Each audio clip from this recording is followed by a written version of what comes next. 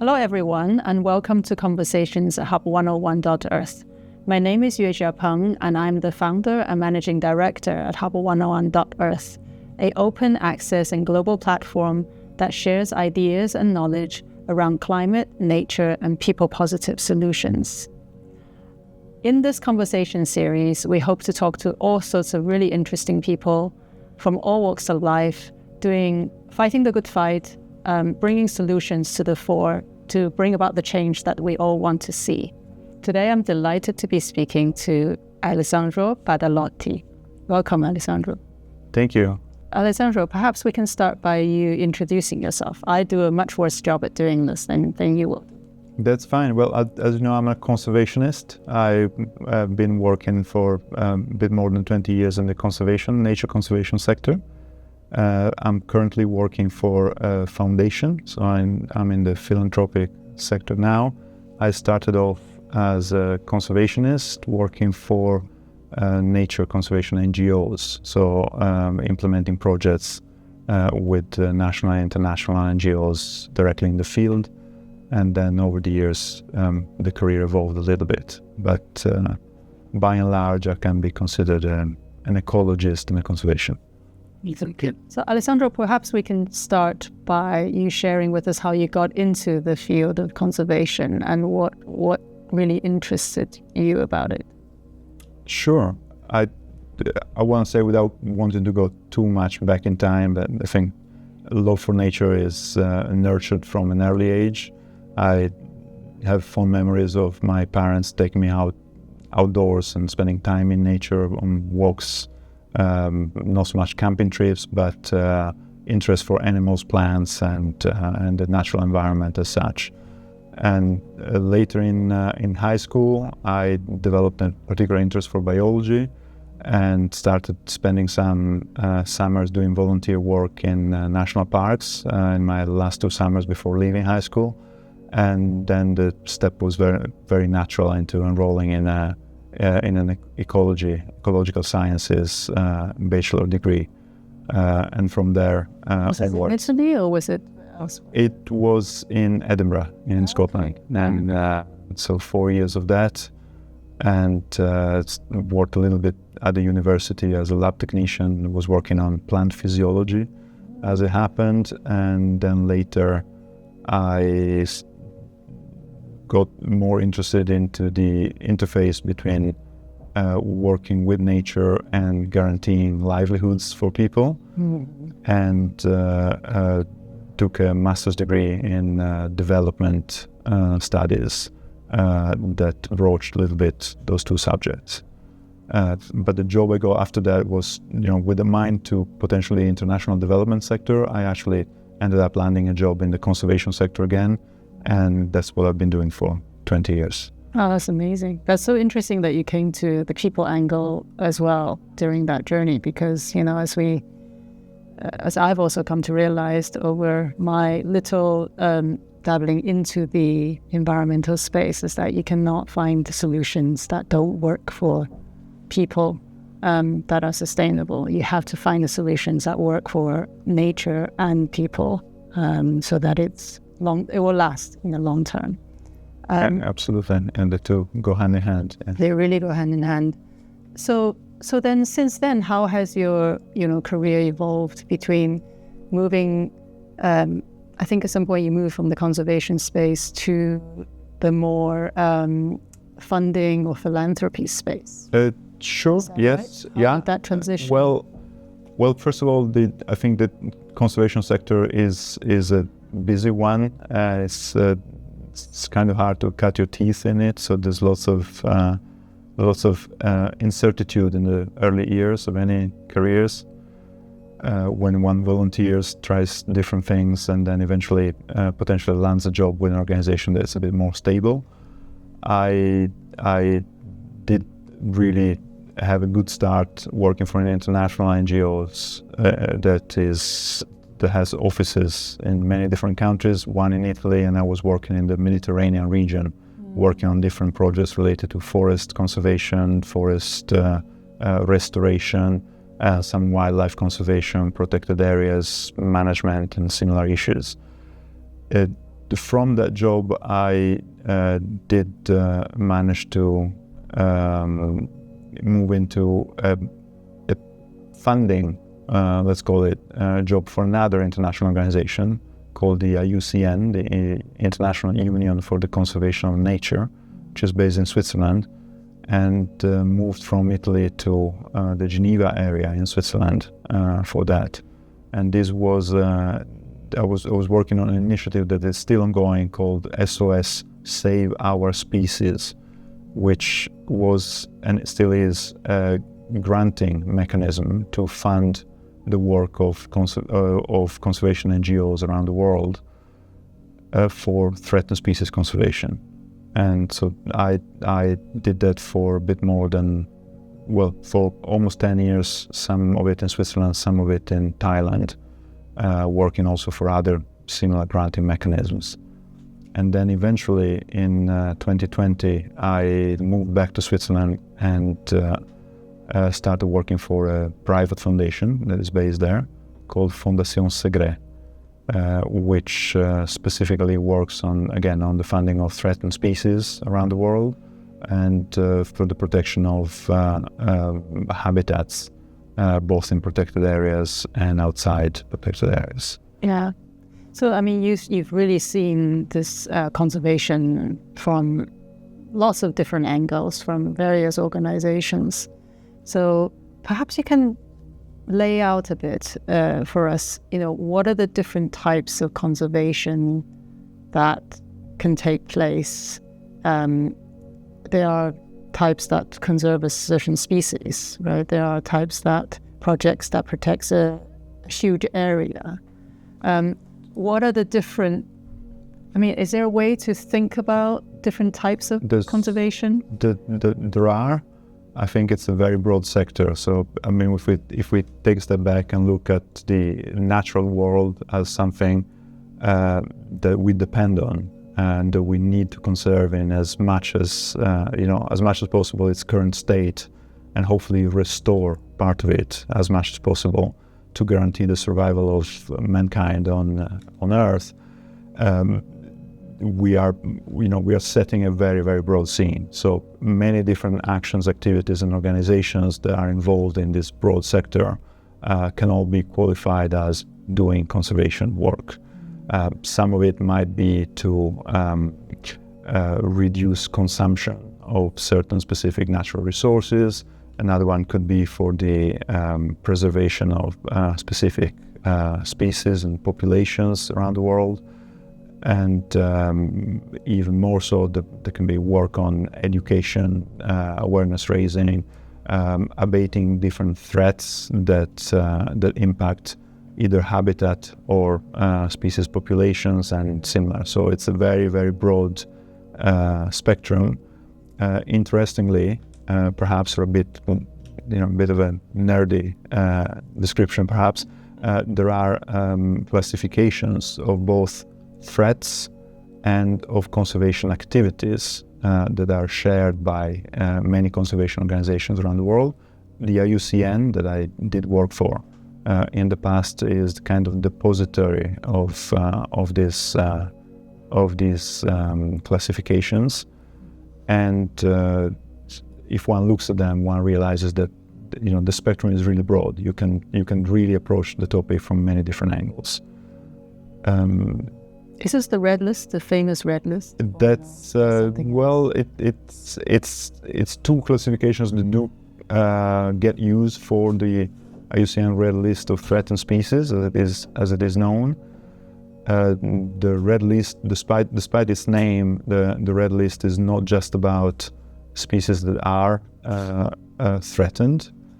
It's about classifying them according to the level of risk that they're facing. Mm-hmm. And so there are different categories that go from least concerned to extinct.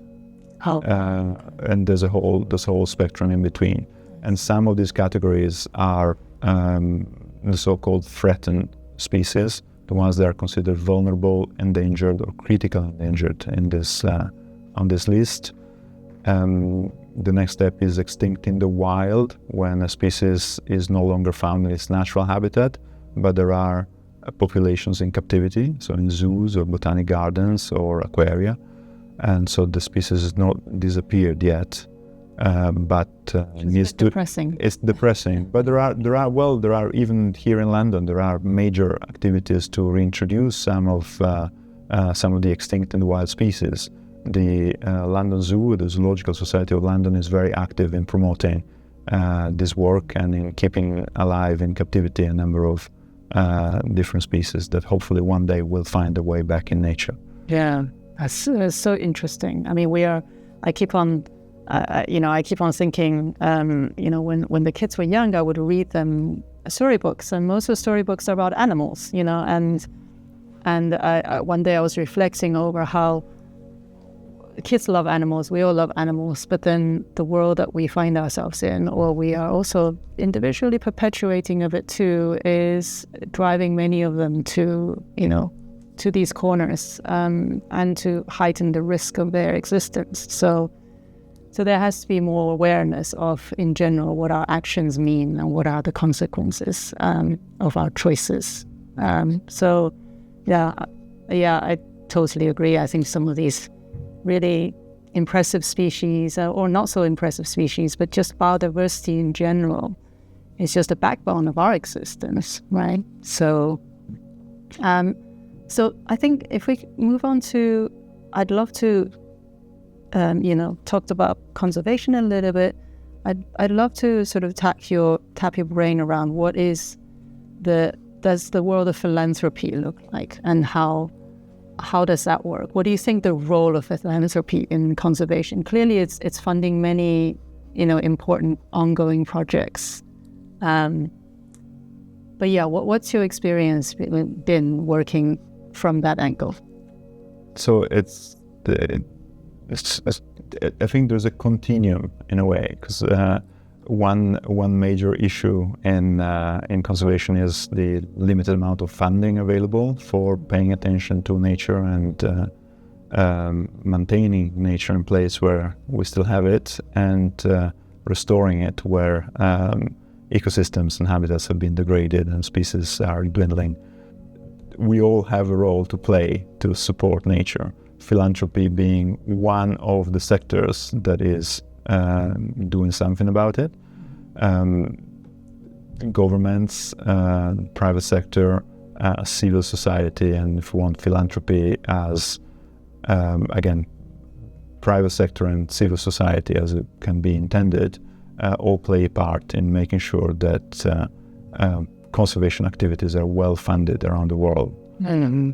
Because funding is limited, there is an important, there's an important focus on making conservation count where it happens and where it is funded.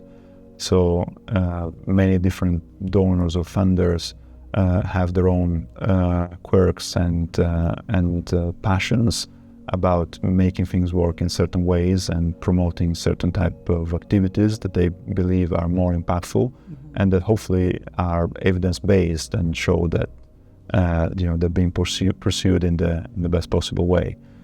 So I guess going back to the original question that you posed, I think the role of philanthropy is to support as much as possible conservation in priority areas, and to support the activities of governments and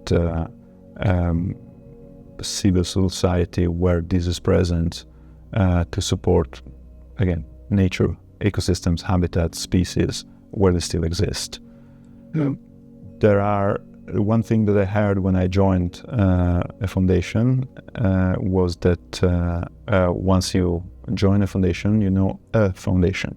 You don't know the philanthropy sector as such, because since we're all very different and foundations are usually are always managed by a board of trustees or directors, there are themselves individuals with their own passions and interests and experiences.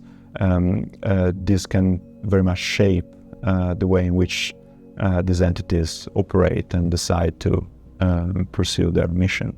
Would you say if the role of regulators or bigger or stronger or done it in the right way, there will be less need for philanthropy? Or not even regulators, but regulators and businesses and, so all these other components that you talked about.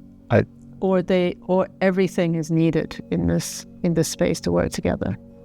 Well, I think in an ideal world, the activities, governments will have sufficient amount of funding and attention to the natural world and the impact that different policies in any one country or in any one region are affecting nature and the life-supporting system existing in the country, that they could somehow cover all the needs themselves.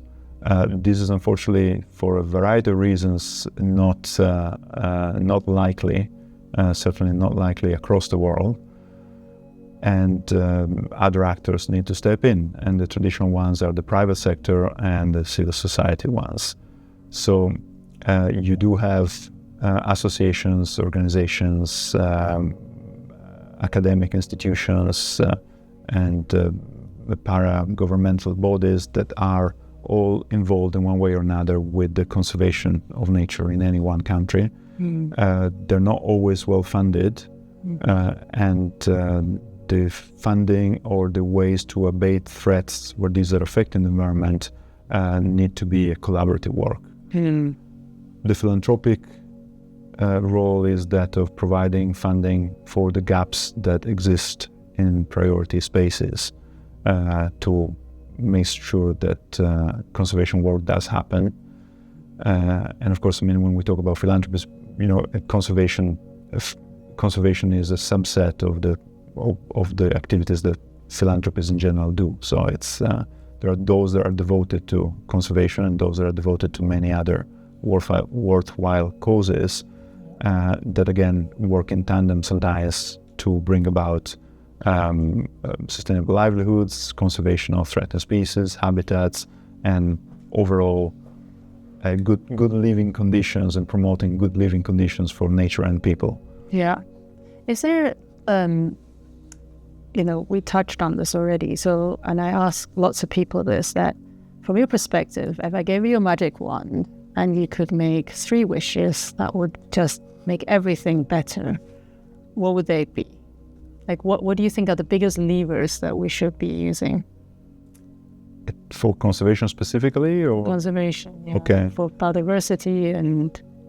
Well, I think the most important one, it's a difficult one, of course, but I'd say the most important one is to reduce perverse incentives and policies that do promote the deterioration and destruction of nature.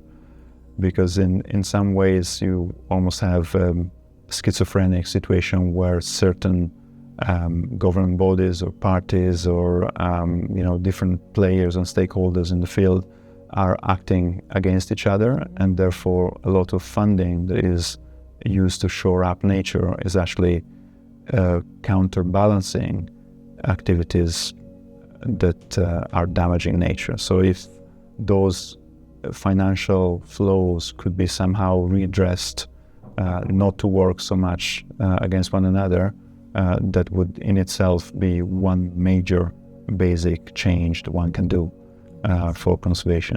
Okay. And then of course, I think anybody you ask would have different priorities and ways of prioritizing where conservation should happen, what species should benefit from the funding available, and knowing that everything is limited. But I think it's a tall order, given that I think a few years ago it was estimated that nature needs $82 billion a year to be kept in the state in which it currently is. So it's sounds like a lot. It's an expensive bill to foot, but it's the bare minimum for if we want to survive on this planet. Yes, and so much of our economy and ourselves are dependent on nature. So the value of nature to us, it's, I'm sure, a lot more than that. Absolutely, yeah. It's in the trillions of dollars. Yeah, I can't quote a figure on that, but there have been many studies on the ecological services and all the types of natural services the services that nature renders to humans and preservation of life on Earth. So. Absolutely.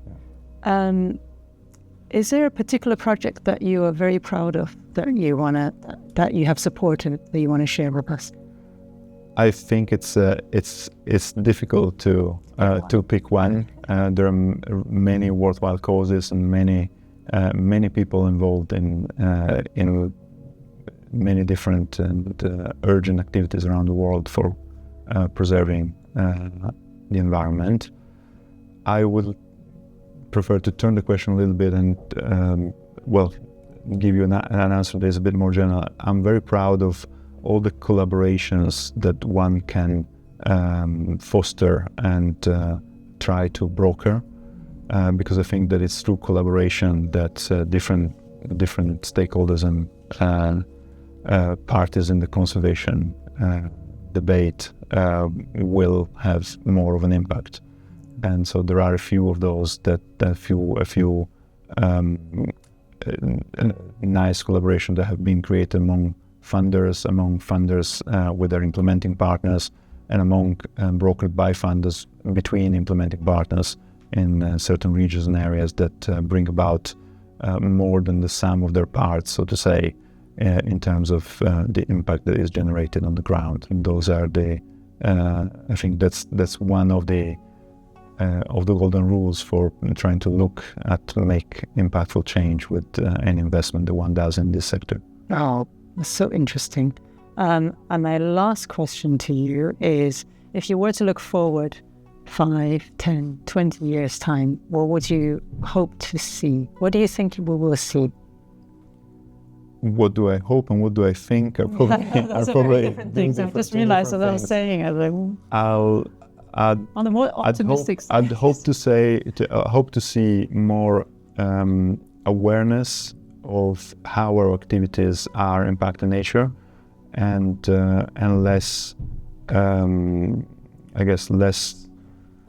less misleading information on the fact that humans can be decoupled from nature and should not worry about issues such as climate change and the depletion of nature, because those are actually life-supporting systems that we cannot do without.